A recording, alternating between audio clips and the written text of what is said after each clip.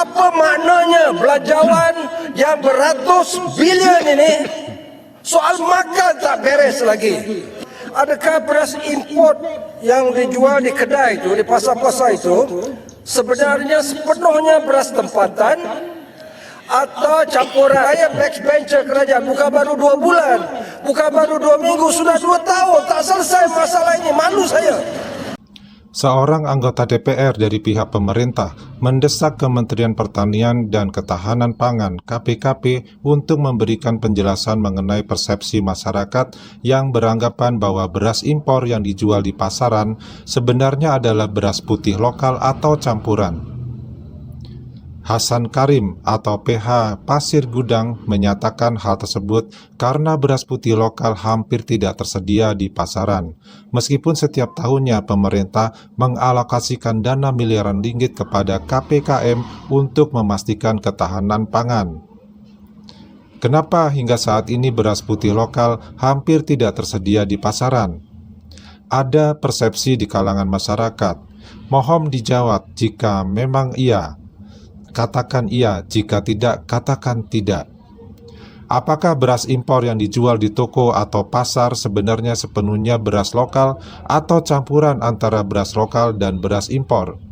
Ini adalah persepsi. Apakah hal ini benar atau tidak? Ujarnya saat memberikan rancangan anggaran 2025 pada sidang komite di DPR. Selain itu, Hasan juga mempertanyakan peran seksi pengaturan padi dan beras, yaitu unit di bawah KPKP, dalam memastikan pasokan beras putih lokal selalu tersedia di pasaran. Menurutnya, bagian tersebut telah diberikan wewenang besar melalui Undang-Undang Pengendalian Padi dan Beras tahun 1994 dan Undang-Undang Nomor 522 untuk tujuan pengendalian pasokan serta harga beras lokal. Ini tanggung jawab Menteri dan Wakil Menteri KPKP untuk memantau masalah ini. Saya sudah menjadi anggota backbencher pemerintah bukan hanya 2 bulan, bukan 2 minggu, sudah 2 tahun. Tapi masalah ini belum juga terselesaikan. Saya malu, ujarnya. Selain itu, ia juga menilai penetapan harga 2,60 ringgit per kilogram untuk beras putih lokal di bawah undang-undang yang ada. Meskipun terlihat murah, namun tidak berarti apa-apa karena pasokan beras tersebut tidak ada di pasaran. Kalau soal makanan, soal beras ini pun kerajaan kita tak dapat selesaikan. Apa maknanya belanjawan yang bernilai beratus-ratus bilion ini? Soal makan pun tak beres-beres lagi, katanya. Masalah kekurangan pasokan beras putih lokal sebelumnya pernah diangkat di DPR setelah beberapa anggota DPR dari oposisi mengklaim bahwa pengusaha masih mengganti karung beras lokal dengan beras impor yang berdampak pada terganggunya pasokan beras di pasar. Anggota DPR Parit Buntar Muhammad Misbahul Munir Masduki sebelumnya dilaporkan mengatakan bahwa masyarakat masih kesulitan menemukan pasokan beras putih lokal di supermarket atau toko-toko retail. Menurut Muhammad Misbahul, ada tudingan bahwa padi dikirim ke pabrik pengolahan padi pada pagi hari, namun pada sore harinya beras tersebut sudah menjadi beras impor. Assalamualaikum dan salam sejahtera. Saya ingin merujuk butiran 040400. Saya percaya Parlimen yang bersidang pada petang ini, insya-Allah kita akan luluskan peruntukan belanjawan dalam butiran yang saya sebut tadi, subsidi padi dan insentif pesawah. Anggaran bagi tahun depan berjumlah 2.6 bilion. Kita yang bersidang ni insya-Allah akan luluskan. Saya akan menyokong. Tetapi saya ingin kemukakan satu persoalan. Subsidi yang banyak yang Parlimen akan luluskan untukkan kepada Kementerian Pertanian ini, tapi tidak dapat menyelesaikan masalah. Saya ingin Kementerian Pertanian dan Keterjaminan Makanan dan unit di bawah kementerian, yaitu unit kawal selia padi dan beras. Soalan saya, kenapa sampai sekarang beras putih tempatan hampir tidak ada di pasaran? Saya petang semalam di kawasan tengok beras import saja. Beras putih tempatan yang kerajaan keluarkan belanja parlimen luluskan berbilion-bilion ringgit, tapi tak ada. Ini disambung dengan butiran 040600 penyelenggaraan infrastruktur pengairan dan saliran pertanian. Parlimen untukkan pada kerajaan buat saliran yang baik. Petani bersawah menghasilkan padi, tetapi soalnya beras import yang lebih banyak daripada beras tempatan. Ada persepsi rakyat, tolong jawab. Kalau ya, kata ya. Kalau tidak, kata tidak. Adakah beras import yang dijual di kedai itu, di pasar-pasar itu, sebenarnya sepenuhnya beras tempatan atau campuran, sebagian tempatan, sebagian import? Tolong jawab. Ini persepsi dia. Benar atau tidak perkara ini? Jadi saya nak tanya, unit kawalan selia padi dan beras, anda telah diberi kuasa yang besar oleh Akta Kawalan Padi dan Beras 1994, Akta 522. Apa yang unit kawal selia ini lakukan? Kementerian, Menteri, Timbalan Menteri tolong pantau ini. Kita jadi kerajaan, saya backbencher kerajaan, bukan baru 2 bulan, bukan baru 2 minggu, sudah 2 tahun tak selesai masalah ini. Malu saya. Satu lagi, jumlah pembangunan industri padi. Ini butirannya terlalu banyak. Pembangunan industri padi 00600 01300 Aida Krian, Lembaga Kemajuan Kadar, dan banyak ini di seluruh negara. Kerajaan sediakan dan parlimen insya-Allah akan luluskan untuk belanjawan tahun depan 131 juta. Jadi kerajaan telah berbelanja untuk tahun 2024 ini. Ini dah bulan November.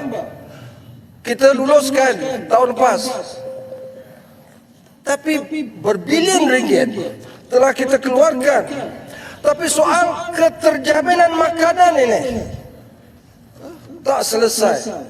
Di bawah akta tadi memang disebut 1 kilo beras putih tempatan itu RM2.60 murah. Atas kertas, apa makna harga beras tempatan itu murah tapi tak ada? Yang ada beras import yang mahal. Takkan dalam 2 tahun COVID dah tak ada lagi, dah selesai dah COVID ini. Takkan tak boleh diselesaikan perkara ini? Nak tunggu 20 tahun? 2 penggal pilihan raya lagi. Ini kena selesaikan. Jadi saya berharap kalau soal makan, soal beras kerajaan kita tidak dapat selesaikan, apa maknanya belanjawan yang beratus bilion ini? Soal makan tak beres lagi. Terima kasih, Tuan Speaker. Terima kasih, Itu soalan Yang Berhormat. Assalamualaikum warahmatullahi wabarakatuh. Teman-teman, ini rapat di DPR atau di parlemennya Malaysia yang membahas mengenai pengajuan anggaran baru untuk tahun 2025 mengenai cadangan ataupun uang yang harus dikeluarkan negara untuk masalah pangan, ya, terutama adalah masalah beras. Namun sebelum anggaran tersebut disetujui oleh parlemen, ada anggota parlemen yang mempertanyakan bagaimana kabar tentang beras yang sekarang sedang berlaku, karena ada hal-hal negatif yang menjadi isu di masyarakat tentang beras yang beredar di masyarakat saat ini. Dan pertanyaan ini memang sangat keras ya kalau menurut Pade ya, dan juga tegas. Karena apa? Karena ternyata di negara jiran kita ini pun mengalami hal yang sama. Adanya kadang ya suatu permainan-permainan yang dilakukan oleh para segelintir pengusaha-pengusaha untuk mencari keuntungan. Namun kita tidak tahu apakah pengusaha ini ya bekerja sama dengan pihak pemerintah itu sendiri atau tidak sama sekali. Ini yang perlu diperjelas lagi, yang diminta oleh pihak parlemen dari Malaysia tersebut. Karena kalau menurut informasi yang tadi diceritakan bahwa beras yang beredar di pasaran di Malaysia itu kebanyakan beras impor dibandingkan beras lokal. Nah, ini menjadi masalah. Kenapa? Karena beras impor itu lebih mahal ya dibandingkan dengan beras lokal. Nah, kalau misalkan harganya sama nih, beras lokal dengan beras impor ya, ini tidak akan jadi masalah. Tapi masalahnya dalam kondisi sekarang yang mungkin dianggap sudah stabil ya, ternyata beras lokal ini yang nilainya lebih rendah dibandingkan dengan beras yang dari impor, ini justru di pasaran sangat langka. Sehingga masyarakat, warga Malaysia terpaksa membeli beras yang impor. Tapi ada dugaan beberapa hal yang menjadi masalah di sini. Yang pertama adalah ketika beras ya itu dikirim, mungkin masih dalam bentuk padi ya, dikirim ke pabrik pengolahan beras. Nah, ketika keluar dari pabrik tersebut, beras itu sudah dalam karung yang berlabelkan beras impor. Nah, kemungkinan yang pertama adalah padi ya ataupun gabah yang dibawa ke penggilingan atau pabrik pengolahan beras tadi itu memang beras lokal sebenarnya. Kemudian diolah sehingga dia berupa menjadi butiran beras ya, dan dikarungin atau dimasukkan ke dalam karung, tapi karung tersebut labelnya adalah beras impor. Sehingga waktu nanti dijual ke pasar ya, ke masyarakat, harga beras ini adalah menyesuaikan menjadi beras impor, padahal produk kita adalah produk lokal. Ini menimbulkan keuntungan yang berlipat-lipat bagi para pengusaha. Itu yang pertama. Yang kedua adalah adanya beras lokal di pabrik tersebut ya, diolah kemudian dicampur dengan beras impor. Kemudian dibuat ke dalam satu karung, kemasan karung, dan labelnya adalah tetap beras impor. Tentu ini adalah menyebabkan nilai beras impor itu sendiri tetap lebih tinggi dibandingkan dengan beras yang lokal, di mana beras lokal ini stok diatasi, sementara beras yang impor ini yang ternyata sudah campuran dengan beras lokal ini jumlahnya diperbanyak. Nah, yang tiga adalah kemungkinan beras lokal ini pasarannya memang dikurangi. Kemudian beras yang impor tadi pasarannya diperluas. Artinya di pasaran lebih banyak beras impor yang dijual dibandingkan beras yang lokal. Nah, metode seperti ini memang adalah salah satu cara untuk dengan mudah ya mencari untung-untung yang berlipat. Tentu ini adalah ya merugikan dari pihak warga pembelinya sendiri, karena dengan terpaksa harus membeli beras impor yang memang jauh ya lebih mahal kalau dibandingkan dengan beras yang lokal tadi. Nah, hal-hal seperti inilah yang ditanyakan oleh parlemen Malaysia kepada pihak pemerintah. Kenapa hal seperti ini bisa terjadi padahal sudah tidak ada lagi masalah COVID yang menyebabkan harus impor beras sebanyak-banyaknya, padahal produk dari beras lokal itu sendiri mungkin sudah melimpah. Terlebih lagi ada masalah di mana proses di persawahan ya, proses di pertanian beras ini pun mendapatkan kendala mengenai masalah pupuk, kemudian masalah pengairan yang dengan jumlah bilianan ringgit, ternyata masalah itu tidak selesai sampai bertahun-tahun, bahkan 2 tahun kalau tidak salah ya. Jadi bukan sebulan 2 2 bulan. Tentu ya ini menimbulkan satu pertanyaan besar, kenapa ini bisa terjadi? Oke, teman-teman, bagaimana nih menurut teman-teman nih? Karena masalah seperti ini juga bisa terjadi di negara kita dan mungkin memang pernah terjadi hal yang sama seperti ini. Nah, tapi mudah-mudahan kita dengan adanya lumbung padi, lumbung pangan yang sekarang sedang digalakkan, 3-4 tahun ke depan kita sudah tidak impor beras lagi, bahkan 5 tahun ke depan kita bisa mengekspor beras ke negara-negara yang membutuhkan.